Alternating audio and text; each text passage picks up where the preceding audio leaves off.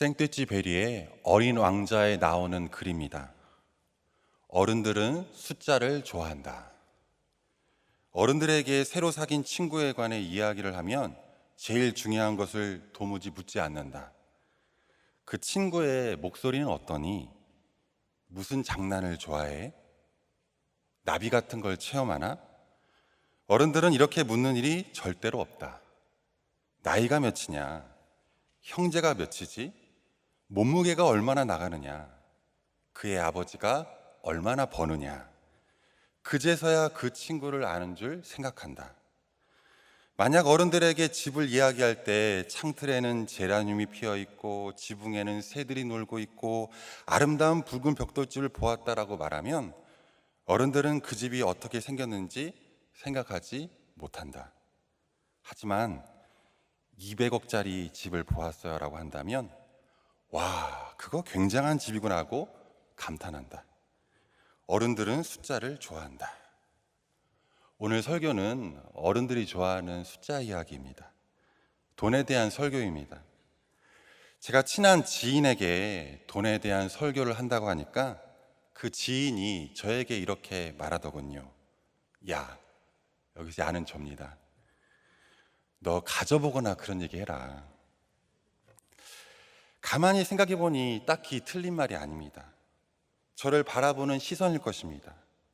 최 목사, 가져보거나 그런 이야기 해. 물론 가져본 자의 이야기를 저에게 기대하지 않으실 것입니다. 하지만 너 가져보거나 그런 이야기라는 말을 듣고 궁금해졌습니다. 도대체 가져본 자는 돈에 대해서 어떻게 말할까? 그래서 오늘 설교 제목과 같은 돈의 속성이라는 그런 책을 읽어보았습니다. 이 책은 2020년부터 4년간 최장기 베스트셀러라고 합니다. 2024년 8월 기준으로 사판에 321세 중보판을 냈습니다. 돈이 가진 속성과 75가지 돈에 대한 가르침 완결판으로 80만 깨어있는 독자들이 선택한 책이라 합니다. 과연 나도 깨어있는 80만 명 가운데 한 사람이 될 수 있을까? 이런 생각마저 듭니다. 이 책에서 저자가 제일 먼저 말하는 돈의 속성이 있습니다. 뭘까요? 돈의 속성 첫 번째는 돈은 인격체다. 돈이 사람처럼 사고와 감정과 의지를 지닌 인격체라고 하면 누군가는 받아들이기 힘들어한다. 인격체란 스스로 생각하고 자아를 가진 개별적 실체를 뜻하기 때문이다. 돈은 스스로 생각하지도 움직이지도 않으며 단지 숫자로 이루어졌을 뿐이니 왠지 억지처럼 느껴질 수 있다. 하지만 돈은 정교하고 구체적인 인격체이다. 돈은 당신을 언제든 지켜보고 있다. 제 말이 아니라 가져본 자의 이야기입니다. 가져본 자가 말합니다. 돈은 당신을 언제든 지켜보고 있다. 돈은 인격체다. 이 돈이 인격체라는 증거는 실은 성경의 증언이기도 합니다. 오늘 본문 누가복음 16장 13절의 말씀입니다. 우리 화면 참고하시고 순서에 참고하셔서 누가복음 16장 13절을 같이 읽도록 하겠습니다. 시작. 집 하인이 두 주인을 섬길 수 없나니 혹 이를 미워하고 저를 사랑하거나 혹 이를 중히 여기고 저를 경히 여길 것임이니라. 너희는 하나님과 재물을 겸하여 섬길 수 없느니라. 너희는 두 주인을 섬길 수 없다. 하나님과 재물을 겸하여 섬길 수 없다. 지금 예수님께서는 재물을 가리켜서 주인이라 표현하십니다. 원어를 보면 더 정확히 알 수 있습니다. 여기서 재물이라는 것은 가치 중립적 돈을 말하는 것이 아닙니다. 헬라어로 보면 맘모나스라고 합니다. 맘모나스. 이 맘모나스라는 단어는 맘몬을 가리킵니다. 이 맘몬은 재물의 신, 재신을 말합니다. 인간에게 인격적인 영향을 주는 제신, 물신을 말한다라는 것입니다. 지금 예수님께서는 의도적으로 이 단어를 쓰고 계십니다. 맘모나스라는 단어를 쓰고 계십니다. 제신을 뜻하는 만문을 사용하셨다라는 것, 돈이 인격체임을 증언합니다. 돈이 단순히 가치중적이 아니며 돈 안에 힘이 있음을 말씀하십니다. 영적인 힘이 있다라는 것입니다. 어떤 힘일까요? 인간을 노예화하려는 힘입니다. 그것이 재물입니다. 맘모나스입니다. 이를 성경의 다른 증언과도 연결됩니다. 골로새서 3장 5절의 말씀입니다. 우리 화면 참고하시고 골로새 3장 5절의 말씀을 함께 읽도록 하겠습니다. 그러므로 땅에 있는 지체를 죽이라. 곧 음란과 부정과 사욕과 악한 정욕과 탐심이니 탐심은 곧 우상숭배니라. 탐심은 우상숭배라고 성경이 증언합니다. 왜 탐심이 우상숭배일까요? 돈이, 재물이 인격체이기 때문입니다. 이것이 성경이 증언하는 돈의 속성입니다. 이런 맥락에서 예수님께서 하신 말씀이 이해가 됩니다. 마태복음 19장 23절의 말씀입니다. 예수께서 제자들에게 이르시되 내가 진실로 너희에게 이르노니 부자는 천국에 들어가기가 어려우니라. 부자가 천국에 하나님 나라에 들어가기 어렵다. 부자일수록 돈의 인격적 힘에 더 크게 휘둘린다라는 그런 의미입니다. 실은 이 말씀은 부자일수록이라고 해석할 수도 있고요, 부자가 되려 할수도 라고 해석할 수도 있습니다. 부자일수록, 또 부자가 되려 할수록 돈에 대한 욕망을 말하죠. 20년 전에 제가 군대를 전역하고 한 기도원에 머문 적이 있습니다. 이 기도원은 공동체 생활을 하는 그런 곳입니다. 아마 이름만 들어도 아시는 그런 수도원입니다. 그곳에서 저는 한 남성의 얼굴이 지금도 기억이 납니다. 그는 돈 많은 자신의 형을 원망합니다.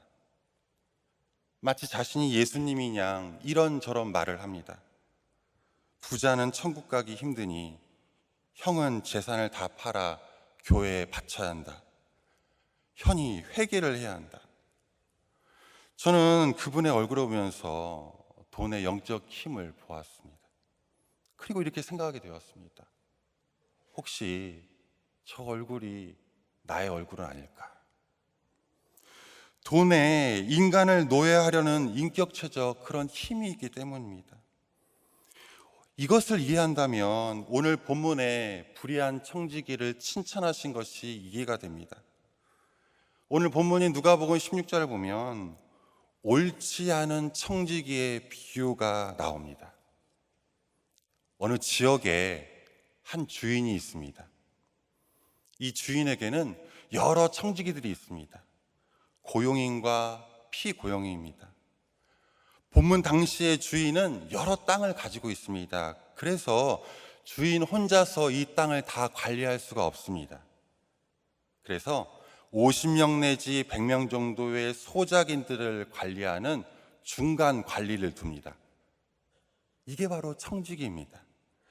오늘날도 그렇지만 중간 관리자가 주인의 것을 허비하거나 횡령하는 경우가 종종 있습니다. 오늘 본문의 청지기가 그러했습니다. 우리 본문 누가복음 16장 1절의 말씀을 한번 읽도록 하겠습니다. 본문 누가복음 16장 1절입니다. 또한 제자들에게 이르시되 어떤 부자가 청지기가 있는데 그가 주인의 소유를 낭비한다는 말이 그 주인에게 들린지라. 이 사실을 알고 주인이 이 청지기에게 해고 통보를 날립니다. 너 오늘 밤 12시부로 해고야. 이 옳지 않은 청지기는 어떻게 살아야 하나 고심합니다. 땅을 파자니 힘이 없고 빌어먹자니 부끄럽구나. 그런데 다 죽으라는 법은 없습니다. 옳지 않은 청지기가 한 가지 꾀를 냅니다. 먼저 주인에게 빚진 사람들을 다 불러 모읍니다. 그리고 그들이 주인에게 가진 차용 증서를 가져오게 합니다.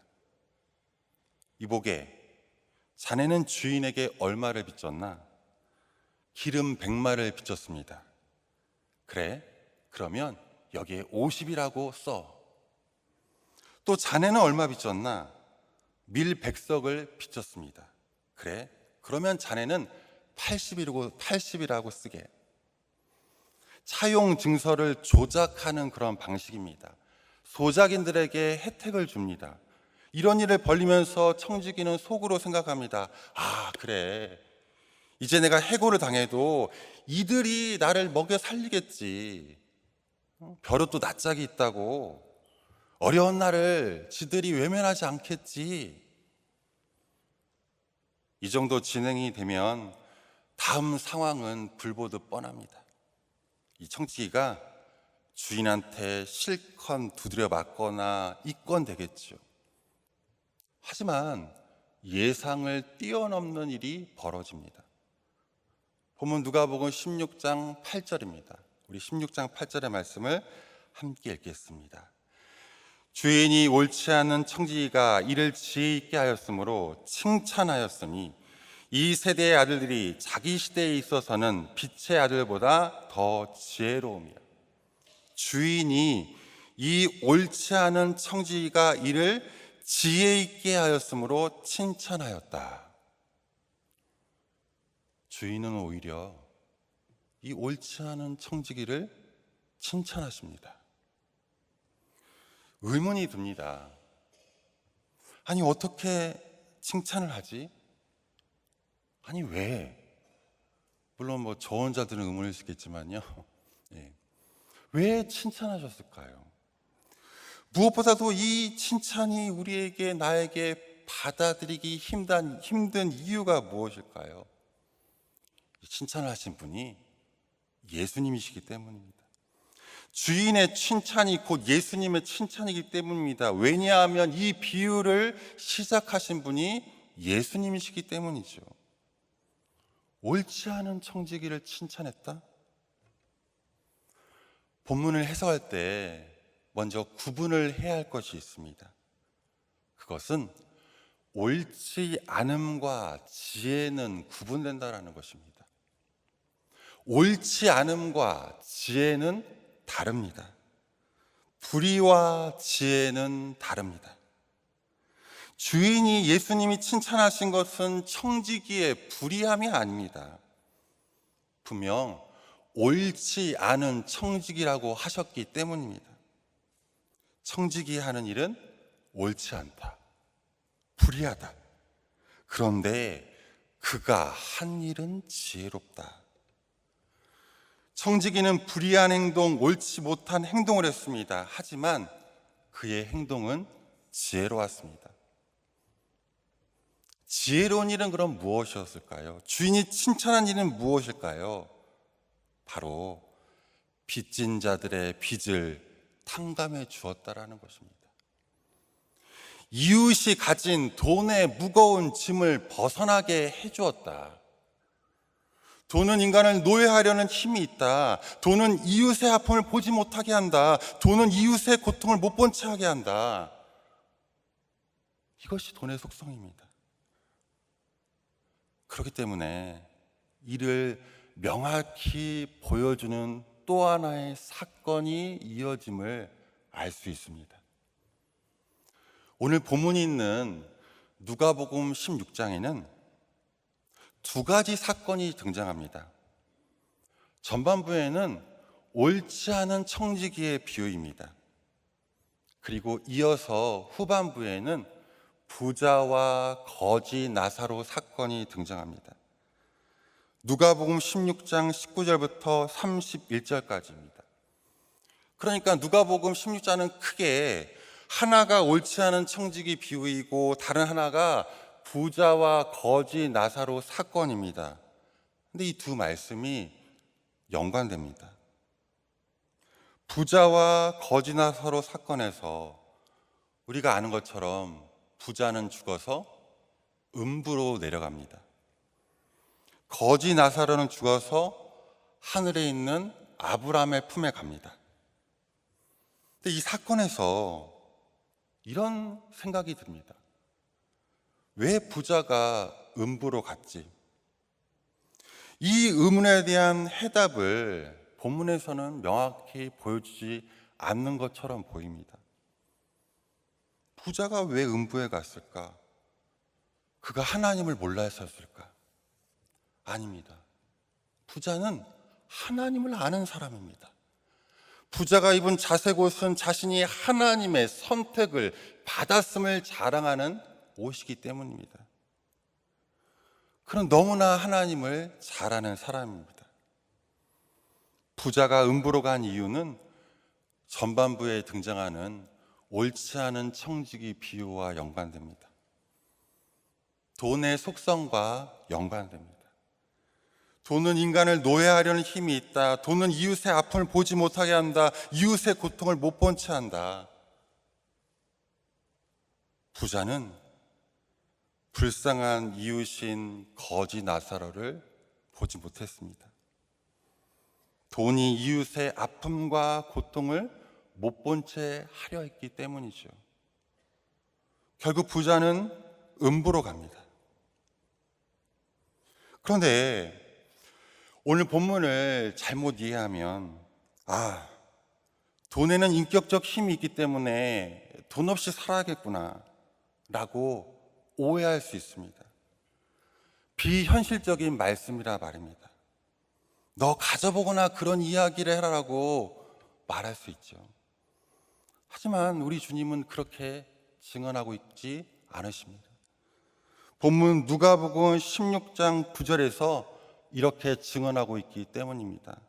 우리 16장 9절의 말씀 또한 함께 읽도록 하겠습니다. 누가복음 16장 9절입니다. 내가 너희에게 말하노니 불의의 제물로 친구를 사귀라. 그리하면 그 제물이 없어질 때에 그들이 너희를 영주할 처소로 영접하리라. 주님 말씀하십니다. 불의한 제물로 친구를 사귀라. 명확히 구분됩니다. 돈은 불의하다 하지만 그 불의한 제물을 거부하지 말라. 벌고 또 사용하라. 이는 율법이나 명령이 아닙니다. 사실 사람을 움직이는 것은 이성이 아닙니다. 가령 텔레비전에서 홈쇼핑을 우연히 봅니다. 쇼호스트가 말합니다. 지금 바로 구매하세요. 이 기회를 놓치지 마세요. 언제 다시 올지 모릅니다. 이번 달 마지막 구성입니다. 머릿속으로는 이번 달 카드값을 생각합니다. 머릿속으로는 안 된다고 외칩니다. 하지만 이미 손은 결제 버튼을 누르고 있습니다. 쇼 호스트가 이렇게 말했기 때문입니다. 곧 매진입니다. 사람을 움직이는 것은 이성이 아닙니다. 감동입니다. 해라. 왜 안 하냐?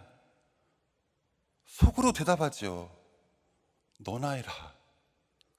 가져보거나 이야기해라. 이건 율법입니다. 돈의 속성을 주님께서 말씀하시는 것은 결코 율법이 아닙니다. 물질이 인격적 힘이 있으니 그래서 물질을 잘 사용하라가 아닙니다. 주님은 지금 복음을 증언하십니다.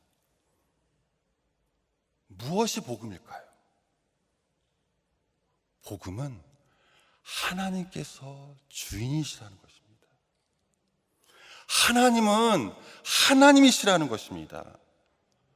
복음의 핵심은 하나님의 열심입니다. 나의 열심으로 하나님을 감동시키라가 아닙니다. 하나님의 열심이 나를 감동시킨다입니다. 예수 그리스도의 십자가 사건, 예수 그리스도의 부활 사건, 나의 열심인가요? 하나님의 열심입니다. 나를 향한 하나님의 열심입니다. 성령의 감동입니다. 그래서 고백합니다. 하나님만이 나의 주인이십니다. 하나님만이 나의 목자이십니다. 성령의 감동입니다. 복음입니다. 2011년 9월 23일 서울 강남구 한 교차로에서 음식 배달 오토바이와 맞은편에서 오는 아반떼 승용차가 정면으로 충돌합니다. 너무나도 안타깝게도 이 오토바이 운전자가 별세합니다. 이 오토바이 운전자는 당시 54살 젊은 나이죠. 이 사건은 그저 한 사람의 별세로 끝나지 않습니다. 이 운전자의 일생이 영화로 만들어졌기 때문입니다. 영화의 제목은 철가방 우수씨입니다. 오토바이 운전자의 이름이 고 김우수씨였기 때문이죠. 그는 고아입니다. 초등학교 중퇴가 최종 학력입니다. 7살에 보육원에 입소합니다. 이제 커서 보육원에 나와 갈 곳이 없어집니다. 노숙과 구걸 등을 하던 중에 잠깐의 실수로 교도소에 가게 됩니다. 그런데 그 안에서 감사하게도 교도소에서 예수님을 영접합니다. 영접 후에 다른 것이 보이기 시작합니다. 고아와 소년, 소녀, 가장 등 어린이들의 가슴 아픈 사연을 보기 시작됩니다. 이때 크게 감동받습니다. 그리고 교도소를 출소 후에 중국 음식점 배달을 일을 하면서 받은 월급 70만 원 중 25만 원을 그가 거처로 묵고있던 고시원 사용비로 내고 매달 10만 원을 기부하면서 5명의 아이를 후원합니다. 자신이 사망하면 받을 4천만 원의 종신보험금을 어린이 후원으로 내놓습니다. 그의 일대기가 영화로 만들어지기를 기획하던 중에 이 영화의 감독이 고인을 조사하던 중에 그가 생전에 묵었던 25만 원짜리 고시원을 가게 됩니다. 서울 논현동의 고시원 방은 창문도 없습니다. 화장실도 없는 그런 방입니다. 1인용 침대와 간이 책상과 옷장 하나가 들어갈 공간이 전부입니다. 고시원 방 벽에는 후원했던 아이들 사진이 걸려 있었고 책상 위에는 고인이 평상시에 읽던 성경이 펼쳐져 있습니다. 펼쳐져 있던 성경은 시편 23편이었습니다. 여호와는 나의 목자시니 내게 부족함이 없으리로다. 여호와는 나의 목자시니 내게 부족함이 없으리로다.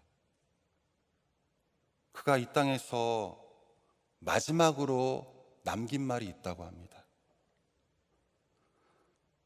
나한테도 감사하다는 사람이 있어요. 나한테도 감사하다는 사람이 있어요. 옳지 않은 청지기 비유는 명령이 아닙니다. 율법이 아닙니다. 하나님만이 나의 목자이시다. 하나님만이 나의 주인이시라는 고백입니다. 그리고 나한테도 감사하다라는 사람이 있어요라는 감동입니다. 우리는 어느 누구도 이 돈 앞에서 바로 설 수 없죠. 그러하기 때문에 우리에게 허락된 것이 바로 복음입니다. 하나님의 열심입니다. 하나님만이 진정으로 나의 주인으로 모시는 사람만이 누릴 수 있는 진정한 행복이요, 또 감사입니다. 이 세상 한복판에서 진정한 복음, 하나님이 나의 목자이십니다라는 이 복음을 누리시는 저와 여러분 되시길 간절히 기도합니다. 아멘. 기도하겠습니다. 하나님 아버지, 두 손을 높이 들고 주께 나옵니다. 내 힘으로는 갖고 싶어하는 물건 하나, 성적 욕망 하나, 비난하고 싶은 욕망 하나도 제어하지 못합니다. 나를 향한 율법과 명령이 나를 지배하는 것이 아니요, 오직 복음만이, 오직 성령께서만 나를 감동시키셨음을 고백합니다. 하나님이 내 삶의 주인 될 때, 하나님만이 나의 목자가 되실 때 쉴만한 물가로, 푸른 초장으로 인도하심을 믿습니다. 오늘도 나에게, 우리에게 일용할 양식을 허락하여 주시옵소서. 그리고 성령의 감동으로 돈을 벌고, 성령의 감동으로 돈을 사용하고, 또 성령의 감동으로 하나님 앞에 서게 하여 주시옵소서. 영원한 나의 목자이신 예수 그리스도의 이름으로 기도합니다. 아멘.